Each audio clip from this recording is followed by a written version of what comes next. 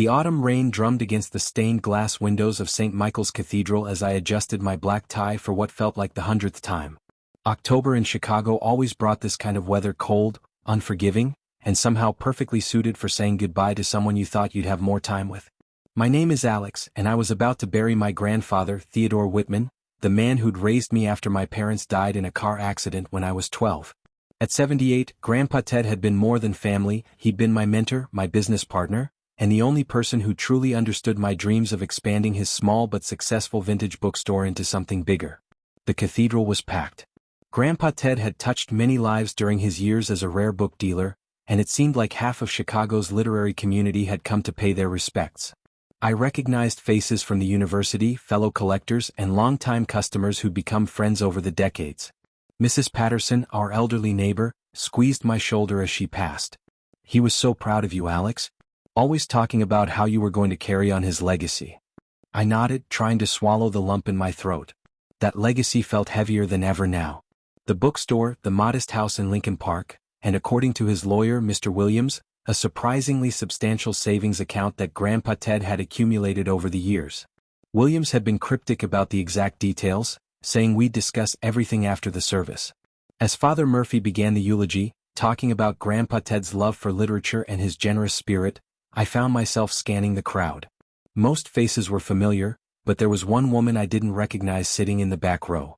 She was probably in her early 30s, with auburn hair and an expensive-looking black dress that seemed out of place among the modest attire of our usual community. She kept checking her phone and seemed restless, unlike the others who were quietly listening to Father Murphy's words about how Theodore Whitman had been a pillar of the community. Something about her presence bothered me, but I couldn't put my finger on what. The service concluded, and we began the solemn procession to Graceland Cemetery, where Grandpa Ted would be laid to rest next to my grandmother, Margaret, who'd passed away 5 years earlier. The October wind had picked up, sending yellow and orange leaves swirling around our feet as we gathered around the gravesite. Mr. Williams stood beside me, his weathered hands gripping a manila folder that I assumed contained the will and other important documents. The cemetery groundskeepers had done their job well. The grave was perfectly prepared, and the mahogany casket gleamed despite the overcast sky. As Father Murphy began the final prayers, I noticed the auburn-haired woman had followed us to the cemetery. She stood apart from the main group, her eyes fixed not on the casket, but on Mr. Williams and his folder. Her behavior was becoming increasingly strange, and I made a mental note to ask someone if they knew who she was. The prayer concluded, and people began to approach me with their final condolences. Mrs. Patterson hugged me tightly, whispering that she'd bring me some of her famous pot roast later in the week. Professor Mitchell from Northwestern, one of Grandpa Ted's longtime friends, shook my hand firmly and promised to help me with anything I needed regarding the rare book collection. It was then, as I was accepting condolences and preparing to watch them lower the casket, that everything changed. The woman with auburn hair suddenly stepped forward, pushing through the small crowd with determination. Her voice cut through the quiet cemetery air like a knife. "Wait. Stop right there." Everyone turned to look at her, confused. Father Murphy paused mid-sentence, and even the cemetery workers stopped what they were doing. "I'm sorry," I said, stepping toward her, "but I don't think we've met. Are you a friend of my grandfather's?" She looked directly at me, her green eyes flashing with something between anger and desperation. "Friend? I'm much more than that." She took a deep breath, and I could see her hands trembling. "Theodore Whitman was my father." The words hung in the air like a physical presence. I felt the ground seem to shift beneath my feet, and I heard Mrs. Patterson gasp behind me. Mr. Williams's face had gone completely pale. "That's impossible," I managed to say, my voice barely above a whisper. "My grandfather never had any other children. He would have told me." She laughed, but there was no humor in it. "Would he? Just like he told you about the real estate investments? The vintage car collection stored in that warehouse on the south side? The safety deposit box at First National?" I stared at her, trying to process what she was saying. "I don't know what you're talking about." "Of course you don't." She reached into her purse and pulled out a folded piece of paper. "Because Theodore Whitman was very good at keeping secrets. But he made me a promise, and I have it in writing." Mr. Williams stepped forward, his professional demeanor returning despite his obvious shock. "Miss, I'm going to have to ask you to." "The name is Veronica Turner," she interrupted, "and I'm not going anywhere until everyone here understands what's really happening." She held up the paper. "This is a letter from Theodore written just 3 months ago. In it, he promises to leave everything, the bookstore, the house, the investments, all of it to me. The funeral procession had completely stopped. People were staring, some pulling out their phones. I felt like I was in some kind of nightmare, watching my grandfather's funeral turn into a scene from a soap opera. That can't be legal, I said, finding my voice again. Mr. Williams has the official will. Veronica smiled, but it wasn't a pleasant expression. Oh, I'm sure he does. But wills can be changed, can't they, Mr. Williams? And promises, well, promises should be kept. The ride back to Grandpa Ted's house, my house now, apparently, though that was suddenly in question, passed in a blur of confused thoughts and mounting anxiety. Mr. Williams had insisted we postpone any discussion until we could meet privately in his office, but Veronica Turner had made it clear she wasn't going anywhere. I'll be at the Palmer house, she'd announced to the stunned funeral gathering. Room 412. Alex, you and Mr. Williams can reach me there when you're ready to discuss this like adults. Now, sitting in the familiar living room where I'd spent countless evenings listening to Grandpa Ted's stories about rare book finds and literary adventures, everything felt different. The worn leather armchair where he'd always sat looked empty in a way that went beyond his recent passing. It was as if I'd never really known the man who'd raised me. Mrs. Patterson had indeed brought pot roast, along with her sister Beverly, and they'd insisted on staying to help me process the day's events, as Beverly diplomatically put it. The three of us sat around the kitchen table, the comfort food growing cold as we tried to make sense of what had happened. I just can't believe Ted would have kept something like this from you, Mrs. Patterson said for the third time, shaking her gray head. In all the years I knew him, he never mentioned having another child. Beverly, who worked part-time at the county clerk's office, was more practical. Birth certificates don't lie, though. If this Veronica woman is really his daughter, there'll be records. The question is whether that letter she mentioned has any legal standing. I pushed the pot roast around on my plate, my appetite completely gone. I keep thinking about all the times he talked about family. About how it was just the two of us after Grandma Margaret died. He'd say things like, "We Whitmans have to stick together," and "the bloodline continues with you, Alex." How could he say those things if he had another child? Maybe he didn't know, Mrs. Patterson suggested gently. Sometimes these things happen, especially from when someone was young. No. I shook my head firmly. She said he wrote her a letter 3 months ago. That means he knew. Recently. My phone buzzed with a text message and I glanced down to see it was from my best friend Ryan, who'd been at the funeral. Dude, what the hell was that about? Are you okay? Call me. I wasn't ready to explain something I didn't understand myself, so I set the phone aside without responding. You know what bothers me most? I said, looking up at the two kind women who'd appointed themselves my support system for the evening. She mentioned things, investments, a car collection, a safety deposit box. If those things exist, why didn't Grandpa Ted ever tell me about them? We worked together every day at the bookstore. We talked about everything. Beverly leaned forward. Alex, honey, sometimes people keep secrets to protect the ones they love. Maybe he was planning to tell you everything when he thought you were ready. Ready for what? I'm 28 years old. I've been running half the business for the past 5 years. When would I have been ready? Before anyone could answer, there was a knock at the front door. Through the frosted glass, I could see the silhouette of someone tall and thin. Mr. Williams. I let him in and he looked as shaken as I felt. His usually immaculate gray hair was disheveled, and his tie was loose in details that seemed significant for a man who'd maintained perfect professional composure for the 30 years he'd known our family. Alex, we need to talk, he said without preamble. Privately. Mrs. Patterson and Beverly took the hint immediately, gathering their coats and promising to check on me tomorrow. After they left, Mr. Williams and I sat in the living room, the silence stretching between us like a chasm. How much of what she said was true? I asked finally. Williams rubbed his temples. I've spent the last 3 hours making phone calls and checking records. Alex, I'm afraid I have some very troubling information to share with you. My stomach dropped. She really is his daughter? According to the birth certificate I found, yes. Veronica Turner, born 32 years ago in Milwaukee. Father listed as Theodore James Whitman. I felt like I'd been punched in the gut. Milwaukee? But Grandpa Ted lived in Chicago his whole life. Not his whole life. He lived in Milwaukee for about 2 years in the early 1990s, working for a rare book dealer there before he opened his own shop here. It was before your grandmother Margaret got sick, before you came to live with him. I tried to process this information.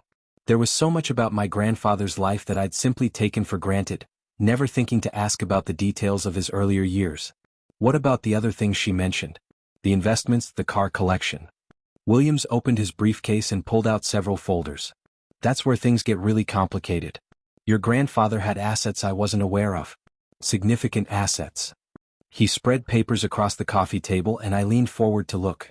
Bank statements, property deeds, investment portfolios, all bearing Theodore Whitman's name and signature. This warehouse on the south side, Williams pointed to a deed, he's owned it for 15 years. According to these insurance documents, it houses a collection of vintage automobiles worth approximately $800,000. I stared at the papers, feeling like I was looking at documents belonging to a stranger. $800,000? In cars. And this investment portfolio with Merrill Lynch, he's been making regular contributions for over 20 years. Current value is just over $1.2 million. The room seemed to spin around me. That's impossible. We lived modestly. The bookstore barely breaks even most months. Where would he get that kind of money? Book dealing can be more lucrative than you might think, especially rare books. But Alex, there's something else. Williams's expression grew even more grave. I found this in his safety deposit box. He handed me a sealed envelope with my name written on it in my grandfather's distinctive handwriting. My hands trembled as I opened it and unfolded the single sheet of paper inside. My dear Alex, it began, if you're reading this then I'm gone, and I imagine you have many questions. I've asked Harold Williams to give you this letter only if my past catches up with me, and it seems that day has come. I read my grandfather's letter 3 times before the words really sank in. Each reading felt like peeling back another layer of the man I thought I knew, revealing someone more complex and troubled than I'd ever imagined. The letter explained everything and nothing at the same time. Yes, Veronica was his daughter, born during a relationship with a woman named Catherine Turner in Milwaukee.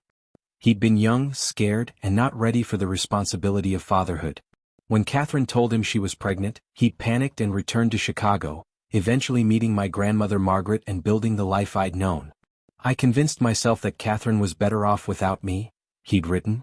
I told myself that a child deserved better than a father who ran away. It was the greatest mistake of my life, Alex, and not a day has passed that I haven't regretted it.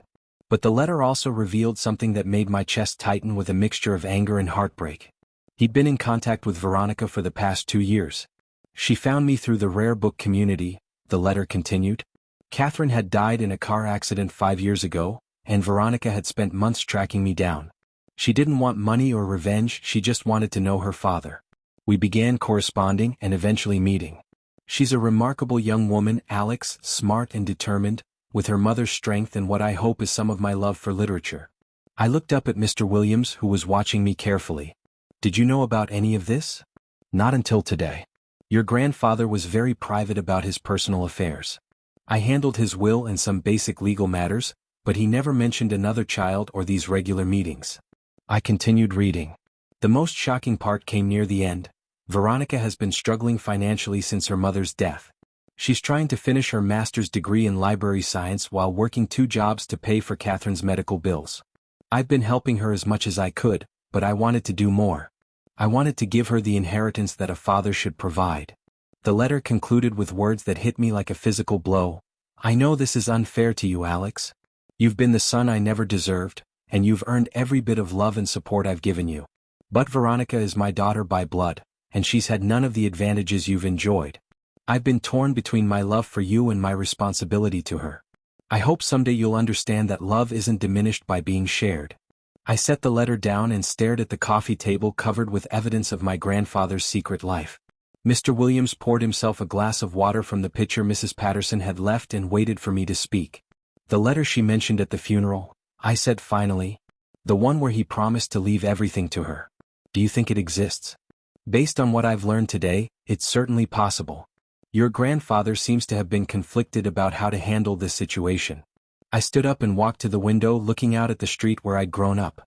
The autumn evening was settling in, and the street lights were beginning to flicker on. Everything looked the same but felt completely different. What does this mean legally? For the will, for the inheritance? Williams shifted uncomfortably. That depends on several factors. The will I have on file is legally valid and leaves everything to you. However, if Veronica can produce a more recent document that supersedes it, or if she can prove that your grandfather made legally binding promises to her, she could take everything. It's possible, yes. I turned back to face him. What do you recommend? I think you need to talk to her. Really talk to her. This whole situation is unprecedented in my experience, but from a human standpoint, it seems like your grandfather wanted to find a way to provide for both of you. Maybe there's a solution that honors his wishes without destroying either of your futures. The idea of sitting down with this stranger who claimed to be my sister, my half-sister, and negotiating over my grandfather's legacy felt surreal. But as I thought about the letter, about the pain and regret in his words, I realized that Mr. Williams was right. An hour later, I found myself standing outside room 412 at the Palmer House Hotel, my grandfather's letter folded in my jacket pocket. I'd called ahead, and Veronica had agreed to meet with me, though her tone had been cautious. She opened the door wearing jeans and a Northwestern University sweatshirt, looking younger and more vulnerable than she had at the funeral.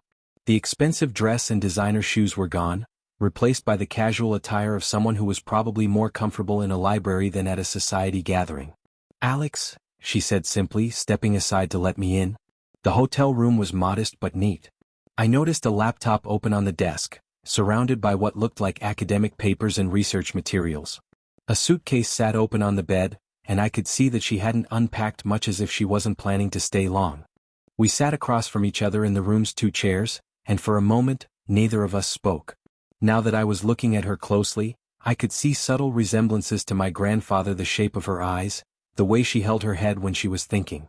"I'm sorry about today," she said finally. "At the funeral. That wasn't how I wanted to handle this." "But you did handle it that way," I replied, trying to keep my voice neutral. "Why?" She looked down at her hands. "Because I've been trying to reach Mr. Williams for 3 weeks, ever since our father died. I left messages, sent emails, even went to his office. His secretary kept telling me he was busy with estate matters and would get back to me.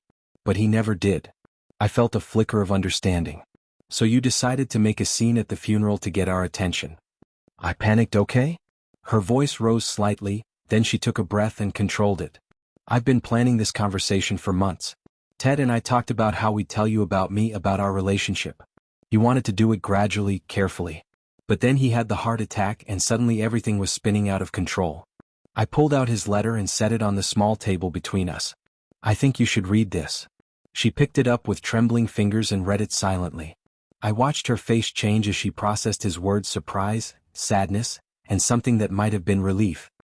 "He really did care about both of us," she said softly when she finished reading. "It seems that way. But caring doesn't solve our current problem." She looked up at me sharply. "What problem?" "You mean the inheritance. You said you had a letter from him promising to leave everything to you. Is that true?" Veronica reached into her purse and pulled out a folded piece of paper, handing it to me without a word. I unfolded it and read my grandfather's familiar handwriting. "My dear Veronica, I've been thinking about our conversation last week, and I want you to know that I've made my decision. You deserve to inherit what I've built, and I'm going to make sure that happens. I'm meeting with my lawyer next month to change my will. Everything, the bookstore, the house, the investments, will be yours. Alex has had advantages you never had, and it's time I balance the scales. I promise you this will be done before the end of the year. Love, Dad." I read the letter twice, feeling my world shift again. The date was from 2 months ago, well after Mr. Williams had last updated the will. "He was going to disinherit me," I said, the words feeling strange in my mouth. "I don't think that's what he wanted," Veronica said quietly. "I think he was just confused. Guilty. He'd spent 30 years regretting abandoning me, and he was trying to make up for it all at once." I looked at her carefully. "But this letter isn't a legal will. It's just a promise." "I know that. But it represents his intentions, doesn't it? His wishes." We sat in silence for several minutes, both of us processing the situation. Finally, I asked the question that had been bothering me since the funeral. "What do you want, Veronica? Really want?" She was quiet for a long time before answering. "I want to know my father. But he's gone, so I want to understand who he was. I want to feel connected to something, to someone. My mother died, and I'm alone in the world now. When I found Ted, I thought maybe I'd found a family." Her honesty caught me off guard. I'd been expecting greed or anger, but what I heard was loneliness. "And the money? The inheritance? I won't lie to you, I need it. Medical bills from my mother's cancer treatment, student loans, living expenses while I finish my degree. But Alex," she leaned forward, looking directly into my eyes, "I don't want to take away everything you've worked for. That's not what Ted would have wanted, and it's not what I want." For the first time since this nightmare began, I felt a glimmer of hope that maybe there was a solution that wouldn't destroy everything. 3 days later, I sat in Mr. Williams's office across from Veronica, surrounded by documents that would reshape both of our lives. The past 72 hours had been a whirlwind of phone calls, legal research, and difficult conversations, but we'd managed to find a path forward that felt right. It hadn't been easy. The initial shock of discovering I had a half-sister had given way to a complex mix of emotions: anger at my grandfather for keeping such a huge secret, sympathy for Veronica's situation, and fear about my own future. But the more we talked, the more I realized that Grandpa Ted's greatest fear had been that his 2 children would become enemies over his mistakes. "Let me make sure I understand the arrangement you've both agreed to," Mr. Williams said, adjusting his reading glasses as he reviewed the documents we drafted. "Alex will retain ownership of the bookstore and the family home in Lincoln Park. Veronica will receive the warehouse property and vintage car collection, as well as 60% of the investment portfolio." I nodded. The car collection was something Grandpa Ted built without me, so it makes sense for Veronica to have it. And the warehouse can be sold or rented out to provide her with ongoing income. "Meanwhile," Veronica added, "Alex keeps the business he's been building and the home that's been his family's for years. Plus, with 40% of the investment portfolio, he'll have capital to expand the bookstore like he and Ted were always planning." It had taken us 2 full days of negotiations to reach this compromise.